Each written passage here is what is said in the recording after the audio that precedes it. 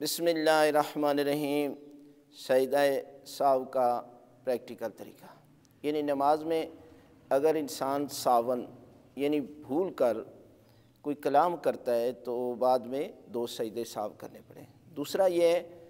کہ جہاں پر تشہد پڑھنا تھا مثلا دوسری رکعت میں، لیکن وہ تشہد کو بھول گیا، تو اس کے بعد یہ ہے کہ جہاں پر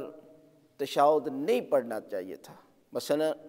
پہلی رکعت میں تشہد نہیں ہوتا لیکن بھول کر اس نے پڑھ دیا۔ اور چوتھا یہ ہے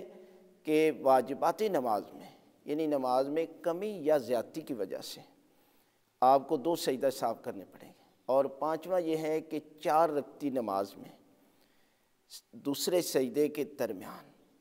یعنی 4 رکعتی نماز ہے، 4 اور 5 کے درمیان شک ہوتا ہے یا 4 اور 6 کے درمیان، تو پھر بعد میں اسے 2 سجدہ سہو کرنے چاہیے۔ ہم پریکٹیکل طریقہ بتاتے ہیں کیسے کرنے ہیں۔ نماز سے آپ فارغ ہوئے اور اس کے بعد آپ نے وہ نیت جس وجہ سے آپ بھولے ہیں ذہن میں رکھنی ہے، اور اللہ اکبر کر کے آپ نے ذکر، وہی ذکر جو سجدے میں ہے وہ پڑھ لیں، یعنی اس طرح کریں: اللہ اکبر، سبحان ربی العالی و بحمدہ، اللہم صلی علی محمد و آل محمد، اللہ اکبر، اللہ اکبر، سبحان ربی العالی و بحمدہ، اللہم صلی علی محمد و آل محمد، اللہ اکبر، اشہد ان لا الہ الا اللہ وحدہ لا شریک لہ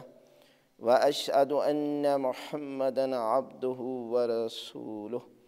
اللہم صلی علی محمد و آل محمد،